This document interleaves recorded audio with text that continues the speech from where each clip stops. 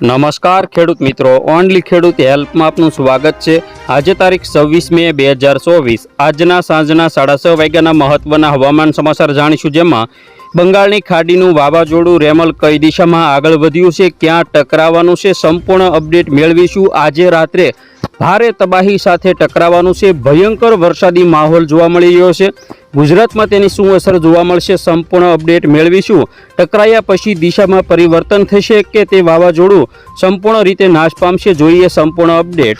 ખાસ કરીને મિત્રો વાત કરીએ તો અત્યારે જે સાયક્લોન છે એ ટકરાવવાની પૂરેપૂરી તૈયારીમાં છે, કારણ કે અત્યારે સાંજના 7 વાગ્યાનો સમય થવા આવ્યો છે, ત્યારે સાયક્લોન કોલકાતાથી થોડું એવું દૂર છે અને ત્યાં જે તેની જે પવનની ઝડપ છે તે 122 કિલોમીટર પ્રતિ કલાકની નોંધવામાં આવી રહી છે। તો આ સાયક્લોન એકાદ કલાકની અંદર ટકરાવવાનું છે કોલકાતા ઉપર, કારણ કે અહીંના જે વિસ્તારો છે તેની વાત કરીએ, કોલકાતા, ખડગપુર, બાલેશ્વર અને હલ્દીબારી નજીક પહોંચવાની પૂરેપૂરી તૈયારીમાં છે। ટાપુ જેવા જે આ વિસ્તારો છે, આ બધા વિસ્તારોમાં અતિ ભયંકર સ્વરૂપ સાથે ટકરાશે। તેની પવનની ઝડપ ત્યારની વાત કરીએ તો જ્યારે ટકરાશે ત્યારે તેની જે પવનની ઝડપ 123 થી 130 કિલોમીટર પ્રતિ કલાક સુધીની થઈ શકે છે અને મોટાભાગના વિસ્તારોમાં 80 થી 100 કિલોમીટર પ્રતિ કલાકની પવનની ઝડપ પણ જોવા મળશે। તો હવે જોઈએ ટકરાયા પછી તે કેવી રીતે આગળ વધશે। અત્યારે ગુજરાતની અંદર પણ કેટલાક વિસ્તારોમાં ભયંકર પવન ફૂંકાઈ રહ્યો છે, તો અત્યારે રાત્રે ખાસ કરીને જોઈએ પવનની ઝડપ તો 130 કિલોમીટર પ્રતિ કલાકની પવનની ઝડપ સાથે તે વાવાઝોડું ટકરાવવાનું છે। રાત્રિના ખાસ કરીને જોઈએ તો 12 વાગ્યાના સમયગાળા આજુબાજુ આ જે સાયક્લોન છે ટકરાશે અને ત્યારે તેની જે પવનની જે ઝડપ છે તે કોલકાતા ઉપર પહોંચ્યા પછી 100 ઉપરની પવનની ઝડપ જોવા મળશે અને દરિયાની અંદર 142 કિલોમીટર પ્રતિ કલાક કરતાં પણ વધુ પવનની ઝડપ જોવા મળશે। તો આજે રાત્રે અને આવતીકાલે વહેલી સવારે 5-6 વાગ્યાના સમયગાળાની પવનની ઝડપ જોઈએ તો 142 થી 150 કિલોમીટર પ્રતિ કલાકની ઝડપ આપણને જોવા મળે છે અને કોલકાતા ઉપર ભયંકર તેની અસર જોવા મળશે। ખાસ કરીને બાંગ્લાદેશ, પશ્ચિમ બંગાળ, ઓડિશા આ બધા વિસ્તારોમાં તે અતિ ભયંકર સ્વરૂપે આગળ વધવાનું છે। ગુજરાતની અંદર પણ તેની દેખીતી રીતે કોઈ અસર નહીં જોવા મળે, પરંતુ અતિ ભયંકર રીતે પવન ફૂંકાશે।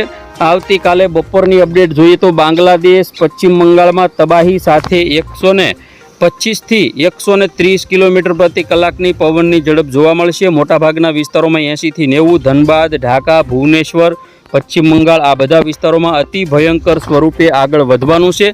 આવતીકાલે બપોર પછીના સમયની અપડેટ એટલે કે સાંજના 5-6 વાગ્યાની અપડેટ જોઈએ તો તેમાં પણ તે 100 કિલોમીટર પ્રતિ કલાકની પવનની ઝડપ જોવા મળશે। 28 તારીખની વાત કરીએ તો બાંગ્લાદેશની અંદર આખો દિવસ તબાહી મચાવશે। 29 તારીખે આ સાયક્લોન નાબૂદ થશે। ગુજરાતની અપડેટ જોઈએ, ગુજરાતમાં શું અસર જોવા મળશે ખાસ કરીને અત્યારની અપડેટ જોઈએ અને ગુજરાતમાં ખાસ કરીને માછીમારોને પણ ચેતવણી આપી દેવામાં આવી છે। ભારતીય હવામાન વિભાગ દ્વારા બંગાળની ખાડીમાં અને અરબી સમુદ્રમાં બંનેમાં ન જવાની સૂચના આપી દેવામાં આવી છે। ગુજરાતમાં 44 થી 45, કચ્છની અંદર, સૌરાષ્ટ્રમાં 41 થી 42, દક્ષિણ ગુજરાતમાં 39 થી 42ની પવનની ઝડપ જોવા મળશે। આવતીકાલે કચ્છની અંદર તોફાની પવન 61 થી 62 કિલોમીટર પ્રતિ કલાક, સૌરાષ્ટ્રમાં 45 થી 50, દક્ષિણ ગુજરાતમાં 48 કિલોમીટર પ્રતિ કલાક। 28 તારીખની વાત કરીએ કચ્છની અંદર 62, સૌરાષ્ટ્રમાં 52, મધ્ય ઉત્તર ગુજરાત 45ની પવનની ઝડપ જોવા મળશે અને આખો દિવસ ભયંકર પવન 28 અને 27 તારીખની અંદર ફૂંકાશે તેવું લાગી રહ્યું છે।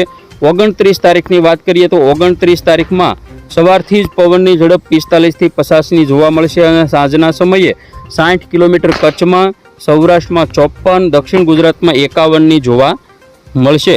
30 તારીખની વાત કરીએ તો કચ્છની અંદર 50, સૌરાષ્ટ્રમાં 44, દક્ષિણ ગુજરાતમાં 45ની પવનની ઝડપ જોવા મળશે। આ રીતે ગુજરાતની અંદર ભારે પવન ફૂંકાશે। હવે આપણે વાત કરીએ કે અરબી સમુદ્રમાં સાયક્લોન બનશે કે નહીં, તો આગામી ખાસ કરીને 4 તારીખ પછી બની શકે કદાચ, પરંતુ અત્યારે હાલ માવઠાની જે સંભાવના છે, પ્રી મોન્સૂન એક્ટિવિટીની જે સંભાવના છે તેની વાત કરીએ તો આવતીકાલે સવારે ગુજરાતની અંદર આ રીતે વાદળા જોવા મળશે। દક્ષિણ ગુજરાતના વિસ્તારોમાં મોટાભાગના ભાગોની અંદર વાદળછાયા વાતાવરણ વચ્ચે અમી સાંટણા રૂપી વરસાદ પડી શકે। 28 તારીખમાં પણ કાળા ડિબાંગ વાદળા ઘેરાયેલા જોવા મળશે। 29 તારીખમાં પણ વાદળા જોવા મળશે અને આગામી 1-2 તારીખમાં દક્ષિણ ગુજરાતની અંદર ભારેથી અતિ ભારે વરસાદ કોઈ સ્થળોએ પડે તેવી સંભાવના છે। જોઈએ વરસાદની અપડેટ। હવે વાત કરીએ 30 તારીખથી ગુજરાતમાં પ્રી મોન્સૂન એક્ટિવિટીનો પ્રારંભ થશે. સુરત, તાપી, વલસાડ, નવસારી, ડાંગમાં હળવો વરસાદ જોવા મળશે. તો 31 તારીખની વાત કરીએ તેમાં પણ સૌરાષ્ટ્રના ભાગો અને સૌરાષ્ટ્ર સિવાય દક્ષિણ ગુજરાત, મધ્ય ગુજરાતના ભાગોમાં પ્રી મોન્સૂન એક્ટિવિટી જોવા મળશે. 1 તારીખમાં બપોર પછીના સમયની વાત કરીએ તો દક્ષિણ ગુજરાતમાં વરસાદની શરૂઆત થશે, જેમાં 2 તારીખની અંદર ઘણા બધા વિસ્તારો છે જેમાં વરસાદી માહોલ આપણને જોવા મળશે. જેમાં બિલીમોરા, વાંસદા, ડાંગ, સાપુતારા, ભવનાથ, અંબોશી, વલસાડ તેમજ વાપી, ખાડોલી, કપરાડા, વાની આ જે બધા વિસ્તારો છે તેમાં પણ વરસાદ જોવા મળશે. 3 તારીખની વાત કરીએ તો 3 તારીખમાં પણ ખાસ કરીને સૌરાષ્ટ્રના જે વિસ્તારો છે રાજકોટ, ચોટીલા, ગોંડલ, જસદણ, બોટાદ, જામનગર, જૂનાગઢ, ભાવનગર તેમજ અમરેલી, વેરાવળ, ઉના, મહુવા, રાજુલા આ બધા વિસ્તારોમાં વરસાદની સંભાવના છે.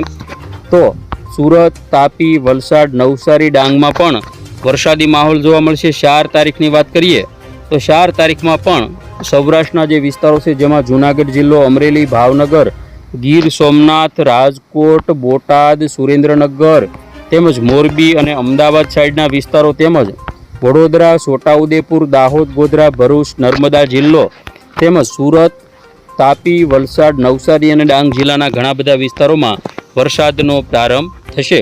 તો ખેડૂત મિત્રો, આ હતા અત્યારના સાંજના 6:30 વાગ્યાના હવામાન સમાચાર. ફરી વખત મળીએ નવી અપડેટમાં. જોતા રહેજો ઓનલી ખેડૂત હેલ્પ.